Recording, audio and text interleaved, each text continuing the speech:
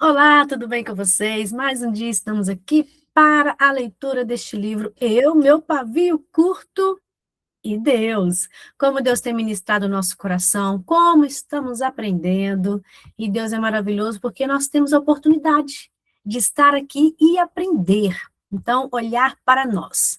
Não para aquelas pessoas que não estão aqui, mas sim, se você está aqui, é essa oportunidade que Deus te deu para aprender. Eu estou aqui, então o Senhor me deu essa oportunidade, então eu vou olhar para mim e olhar com esse olhar maravilhoso de desejo de mudança, ou seja, colocar em prática, não é verdade? Tudo aquilo que nós estamos aprendendo. Capítulo 11. Pare antes que a coisa toda saia do controle. Não seria ótimo se houvesse uma forma de evitar todo tipo de conflito intenso? Seria ótimo, não é verdade? Isso eliminaria ou reduziria consideravelmente o tempo que gastamos confessando os pecados que cometemos com nossa boca. Se encontrarmos a fonte da contenda, poderemos evitar que ela se intensifique em nossa vida. E veio o conflito interior. Tiago perguntou: de onde vêm as guerras e contendas que há entre vós? Entre vocês? Não vêm das paixões que guerreiam dentro de vocês? Tiago 4:1. Mais uma vez, parece haver aqui um problema interior, uma batalha entre desejos travada entre nosso íntimo. Ele prossegue: vocês cobiçam coisas e não as têm, matam e invejam, mas não conseguem obter o que desejam. Vocês vivem a lutar e a fazer guerra. Não têm porque não pedem. 4:2. É possível que essa não seja uma batalha nova. Talvez seja a persistência de sintomas de outra luta. E isso se parece muito com o conflito entre Caim e Abel. É inevitável que esse tipo de conflito aconteça quando fazemos de outras pessoas a nossa fonte de provisão. Se elas são a fonte, também podem reter aquilo do que precisamos. Se cremos que os outros seres humanos provêm desenvolvimento e segurança, ficamos apreensivas e iradas quando não estamos no controle.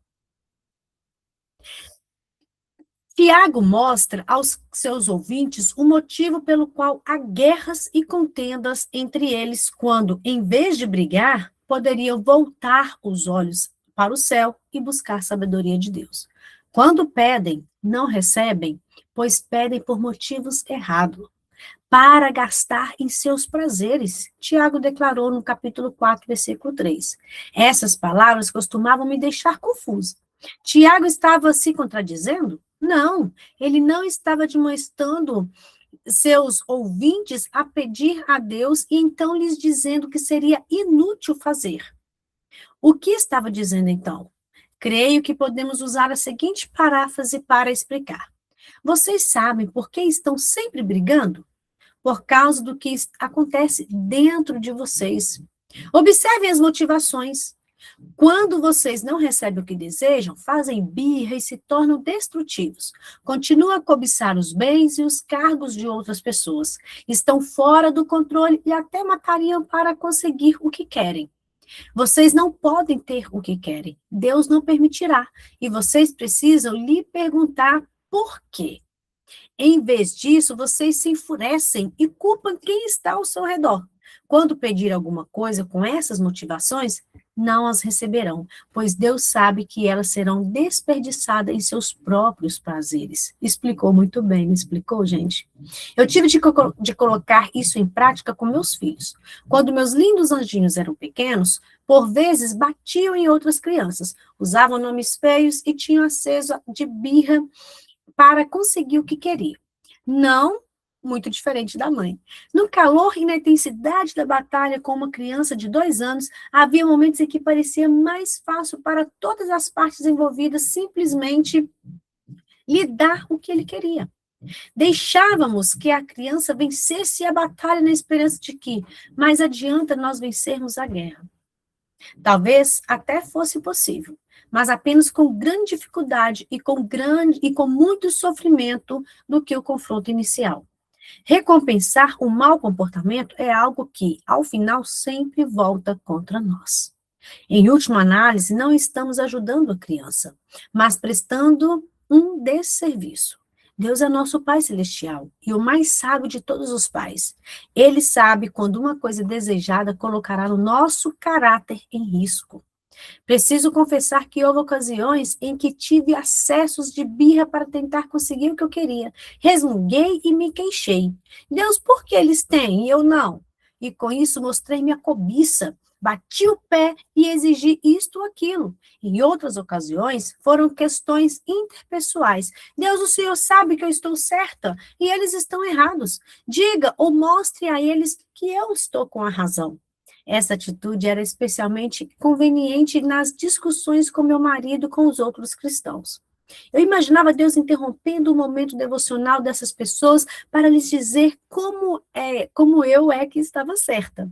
Claro que essas orações egoístas, interesseiras, nunca foram atendidas. No entanto, ao amadurecer e ter a coragem de colocar a mim mesma e as pessoas nas mãos de Deus, descobri que a justiça de Deus e não a minha prevaleceu. Com frequência, recebi a oportunidade singular de enxergar a mim mesma pela perspectiva de outra pessoa e descobri que as motivações que eu considerava tão puras, na verdade, já não eram. Convém lembrar que podemos estar certas e, ao mesmo tempo, erradas. Há outros motivos pelos quais nossas orações não são respondidas, e um deles é quando há conflitos não resolvidos. E aqui ela vai falar sobre os conflitos não resolvidos. Portanto, se você estiver apresentando sua oferta diante do altar e ali se lembrar que teu irmão tem algo contra você, não é você contra ele, teu irmão algo contra você, deixe sua oferta ali diante do altar e vá primeiro reconciliar-se com seu irmão, depois volte e apresente sua oferta. Quando o templo ainda não tinha sido destruído, as pessoas apresentavam ofertas diante do altar. Era um momento de reflexão e introspecção. A oferta era um animal sem defeito que cobria a iniquidade da vida do ofertante. Do modo semelhante, dirigimos-nos ao nosso Pai em oração e preparamos nosso coração para apresentar um sacrifício de louvor. Ao sondar os lugares mais profundos de nossa alma, devemos confessar iniquidade, caso ali a encontremos. Se, contudo, nos lembrarmos de um irmão que tenha algo contra nós, Deus diz que devemos fazer uma pausa no processo, deixar a oferta e primeiro procurar nosso irmão para reconciliarmos com ele. Por vezes, é mais fácil falar de resolução de conflitos do que praticá-lo. Gente, falar é muito fácil, mas praticar é difícil demais. Mas olha, nós temos o Espírito Santo que nos ajuda. Quando o conflito é entre cristãos, pelo menos temos os mesmos referenciais ou paradigmas para resolver problemas. Por vezes, contudo, as pessoas ao nosso redor não querem se reconciliar. O que fazer nesses casos? Certa vez eu tive essa experiência com uma irmã em Cristo. Sem querer, ofendi uma irmã e senti que se abriu uma brecha entre nós. Sondei meu coração e fui procurá-la. Perguntei o que eu tinha feito, se tinha feito algo que havia magoado ou ofendido. Comentei que tinha consciência de que muitas vezes eu ofendia outras pessoas sem me dar conta disso e lhe assegurei que não desejava continuar agindo dessa maneira. Ela disse que eu não tinha feito nada de errado, mas a distância entre nós se manteve. Comprei um presente para ela e deixei um bilhete, pedindo perdão novamente. Não tive resposta. Voltei a procurá-la pessoalmente. Ela me garantiu que eu não havia feito nada de errado, mas o distanciamento persistiu. Procurei então uma amiga em comum e perguntei se ela sabia o que eu tinha feito para ofender aquela pessoa. Ela não fazia ideia. Por fim, depois de ouvir tudo o que eu tinha a dizer, ela perguntou: Lisa, você pediu perdão a ela? Sim, respondi. Você a procurou? Sim, várias vezes. Se você fez tudo isso e ela não quer conversar, é hora de deixá-la quieta. Suas palavras me libertaram. Eu entendi que havia obedecido a instrução de Romanos 12:18. Façam todo o possível para viver em paz com todos. Havendo sentido extremamente culpada e perdida porque havia me sentido extremamente culpada e perdida porque nem mesmo sabia ao certo qual tinha sido a minha transgressão. Na verdade, é bem possível que ela não goste mais da nossa amizade, ou que nossos momentos de vida tivessem mudado. Vejo alguns amigos entrarem em minha vida e delas saírem enquanto Deus realiza sua obra em mim ou neles. temos a responsabilidade de orar por reconciliação e perguntar a Deus qual deve ser o nosso papel nesse processo. Se com humildade e amor procurarmos a pessoa com quem desejamos nos reconciliar e ainda assim formos rejeitadas, por vezes é porque ela não está em condições de interagir conosco e tá tudo bem, gente. Ninguém gosta de sentir rejeitado. A rejeição dói, mas não fracassamos quando obedecemos a palavra de Deus. E se o conflito não é com o irmão em Cristo, mas com o adversário? Deus também nos aconselha a esse respeito. Entre em acordo depressa com seu adversário que pretende levá-lo ao tribunal. Faça isso enquanto ainda estiver com ele a caminho. Depois, pois, caso contrário, ele poderá entregá-lo ao juiz, e o juiz ao guarda, e você poderá ser julgado na prisão. E eu lhe garanto que você não sairá de lá enquanto não pagar o último centavo, Mateus 5:25. Esse adversário está tão determinado que levará você ao tribunal. Podemos quase ver a cena. Ocorre uma discussão acalorada que parece impossível de resolver. Cada lado se mantém irredutível em seu posicionamento. Por fim, um deles se cansa e resolve ajuizar um processo contra o outro. Agarra o outro pelo braço e diz: agora quem vai resolver é o tribunal. Antes que o outro sujeito consiga raciocinar, está sendo arrastado às pressas pelas ruas cheias do centro da cidade até o fórum. É preciso pensar rapidamente. Quer se sujeitar aos custos e constrangimentos de um processo legal? Ou seria melhor resolver a questão fora do tribunal ou poupar-se de todo incômodo e despesas? Sempre é melhor resolver as coisas sem levá-lo ao tribunal. Portanto, no caminho, ele começa a negociar um acordo. Como diz uma tradução, concorde com seu adversário. Jesus nos incentiva a chegar a um acordo antes que tenhamos de comparecer perante o juiz. O que funciona no caso de um inimigo certamente dará certo no caso do marido ou de amigos. O fato de eu falar que vinha em minha cabeça por tanto tempo tornou essa parte do meu processo bastante difícil para mim. Na verdade, minha boca era a manifestação exterior da minha condição interior de quê? De orgulho. Houve um tempo em que tive conflitos com um ente querido, algo que não resolvia. Essa pessoa apresentava o seu argumento e eu apresentava o meu. Era uma partida de tênis sem esperança de desfecho. Então, pedimos a ajuda de um conselheiro cristão. Depois de um encontro, eu me senti emocionalmente esgotada e imaginei que nem mesmo o aconselhamento poderia nos ajudar. Havíamos apenas desenterrado o passado e magoado mais um ao outro. Quando John e eu, desalentados, estávamos voltando para casa, algo me ocorreu. Não importa quem esteja com a razão. Não vou mais me defender, nem defender meus posicionamentos. Creio que estou certa e estou tentando fazer o que essa pessoa concorde comigo. Isso não vai acontecer, mas eu amo essa pessoa e, certa ou errada, eu prejudiquei nosso relacionamento. Portanto, farei o que for necessário para que haja reconciliação.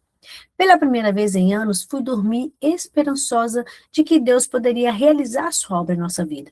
No dia seguinte, quando voltamos a nos encontrar com o conselheiro, a primeira coisa que eu disse para a outra pessoa foi: só quero que você saiba que me sinto muito por tudo.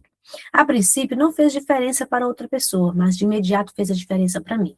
Creio que o conselheiro se perguntou o que estava acontecendo comigo, levando em consideração a mudança radical em relação ao interior, ao encontro interior. A outra pessoa mencionou mais um incidente para que o avaliássemos. Sinto muito, disse eu. Não ofereci desculpas nem justificativas, apenas disse que sentia muito. Outro incidente veio à baila. E mais uma vez respondi apenas com sinto muito. Em pouco tempo, a tempestade entre nós foi se acalmando. Abraçamos-nos e saímos de lá ansiosos para passar algum tempo juntos no dia seguinte. Se ela ficasse justificando, ia render, talvez não chegava a conclusão nenhuma. E saía com raiva uma da outra, não é verdade? Deus é fiel à sua palavra quando nos sujeitamos a ela e andamos em conformidade com ela. Deus é fiel à sua palavra quando sujeitamos a ela e andamos em conformidade com ela. Talvez a mudança não aconteça de imediato, mas certamente acontecerá, mesmo que o coração de outra pessoa ainda está cheio de raiva em relação a nós. Deus nos aguardará em perfeita paz. Muitas vezes, essa é uma situação extremamente difícil, para nós, em especial quando temos um histórico de problemas com a ira. Quem aqui se identificou esse histórico de problemas com a ira? A última coisa que desejamos fazer é ser a primeira pessoa a se render. Queremos lutar até o final. Eu tinha a impressão equivocada de que estava vencendo quando conseguia ter a última palavra. Quem nunca achou isso, não é verdade, mulheres? Às vezes a gente tem essa impressão equivocada, que quando a última palavra é nossa, aí nós estamos vencendo. Eu pensava que quem vencia era aquele que acertava mais golpes. Eu tinha a impressão equivocada, tal, a última palavra, mesmo que de soslaio. Eu pensava que quem vencia era aquele que acertava mais golpes. Mas eu estava errada. Jamais vencemos quando não temos o controle da nossa boca. O que, aliás, é algo fundamental. Vamos parar aqui, parte 1. Aí amanhã a gente continua esse capítulo e vai vir, olha, o poder da língua. Então, nós achamos muitas vezes que vencemos quando ficamos justificando demais, quando damos a última palavra, aí nós achamos que vencemos. Mas nós devemos olhar, gente, às vezes é muito mais fácil falar, sinto muito, me perdoa, do que ficar rendendo e não vai chegar em lugar nenhum. E não chega a lugar nenhum. Então, que o Senhor Jesus nos dê essa graça para permanecermos fiéis à palavra dele. Orar todos os dias, Senhor, coloca guarda na minha boca. Senhor, me ajuda, porque eu preciso ser pronta para ouvir, tardia para falar e tardia para irar. Quando nós colocamos isso no nosso coração, a gente consegue ter um relacionamento melhor com as pessoas. Mesmo se a pessoa, né, mesmo se nós magoarmos aquela pessoa, nós reconhecermos e irmos pedir perdão, assim fica mais fácil, fica mais leve. Parar de carregar esse peso, parar de carregar esse peso dentro de nós, a falta de perdão, esse peso de ficar achando que estamos sempre certas. Vamos vencer o orgulho, vamos lutar para que andamos na luz, como o Senhor andou, e Ele é a própria luz. Que Deus abençoe. Amanhã a gente continua esse capítulo, que ele é um pouquinho grande, aí amanhã tem a parte